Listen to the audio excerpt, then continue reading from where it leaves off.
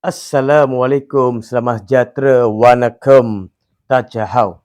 Saya Muhammad Suman Siwam, kembali lagi dalam isu penternakan membabi di Selangor. Baru-baru ini kita melihat Roni Liu Tian Hiu membuatkan satu statement, dan statement itu memberikan satu pandangan ataupun pencabaran kredibiliti terhadap Sultan Selangor. Ya, saya ingin sampaikan sebenarnya Anthony Loke bolehlah buat teguran. Sebab apa? Bila mana selalunya terhadap yang buat isu-isu begini DAP, jelas, sangat jelas. Ya, mereka lupa negara Malaysia ini negara raja berperlembagaan dan demokrasi berparlimen. Kita tidak menafikan demokrasi berparlimen, tetapi apa yang terjadi hari ini, statement yang Roni Liu keluarkan ini, ya, dalam Perlembagaan Persekutuan, perkara 4 sangat jelas, ya, sangat jelas menyatakan undang-undang utama persekutuan, iaitu perlembagaan ini ialah undang-undang utama persekutuan, dan apa-apa undang-undang yang diluluskan selepas Hari Merdeka yang tidak selaras dengan perlembagaan ini adalah tidak sah setakat ketidakselarasan. Okey, baik. Saya perkongsian ini sebagai rakyat Malaysia sebenarnya, saya nak beritahu, bila mana ada perbezaan pandangan dalam demokrasi, itu perkara normal.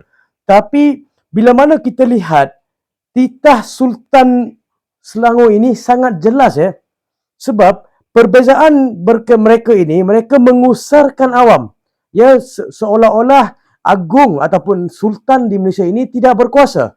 Sedangkan Sultan Selangor ini ada kuasa dan ada haknya untuk negeri sendiri. Sebab peternakan babi ini, sebab jelas statement daripada istana menjelaskan perkara berkaitan, yang pertama, keselamatan sumber air, yang kedua, pencemaran, yang ketiga, kesejahteraan rakyat, dan keempat, keharmonian masyarakat. Jadi ini lebih pada kepentingan awam dan pentadbiran negeri. Bila mana Roni Liu memberikan pandangan, itu lebih pada sentimen, itu lebih pada berat sebelah pada kapitalis. Ya, jadi di manakah Roni Liu ini meneliti keharmonian masyarakat, kesejahteraan rakyat.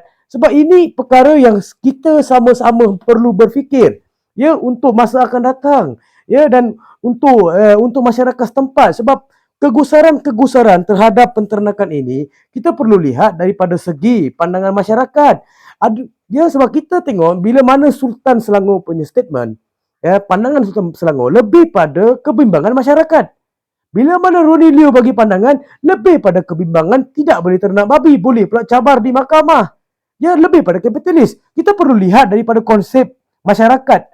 Ya, sebab di Selangor sendiri, ya, ada pencemaran, ya, ada pembuangan tai babi, ya, ataupun pencemaran yang berleluasa. Jadi kita perlu melihat banyak aspek sebelum bagi pandangan. Jadi pandangan begini seperti mencabar kredibiliti Sultan Selangor, dan cabaran ini tidak menghormati perkara 38, iaitu Majlis Raja-Raja.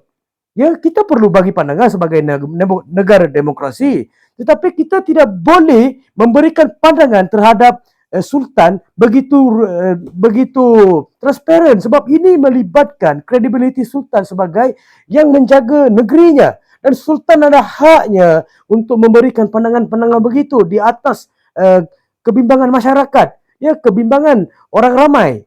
Jadi bila mana Roni Liu ini selalu memberikan pandangan-pandangan begini, saya sebagai rakyat Malaysia, mereka ini tidak layak tinggal di Malaysia. Sebab apa? Jelas di situ dah ditulis pasal keselamatan sumber air. Ya, bukan sentimen. Sultan Selangor tidak memainkan sentimen seperti mana orang politik DAP mainkan.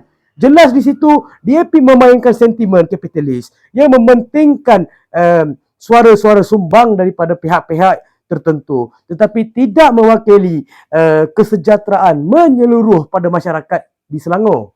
Ya, kena faham di situ. Ya, sebab titah Sultan ini bukan buat-buat main. Titah Sultan ini jelas, bukan kita nak provokasi terhadap pandangan-pandangan Sultan Selangor. Sejelas di situ Sultan memberikan pandangan yang realistik, yang untuk masa ini kita faham.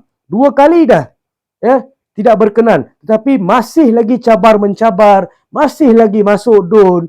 Patut mereka bawa satu pendekatan yang baik, yang menyatakan pandangan mereka tidak setuju ini dengan cara yang baik, bukan dengan cara mencabar kredibiliti dan hak perlembagaan. Bila mana begitu, rakyat Malaysia automatik akan marah, automatik mereka akan terasa perkara yang dibuat oleh Roni Liu ini tidak selaras dengan perlembagaan, tidak selaras dengan undang-undang, sebab perkara 4 jelas di situ undang-undang tertinggi adalah bila mana dia menyatakan hakim yang bawa keputusan.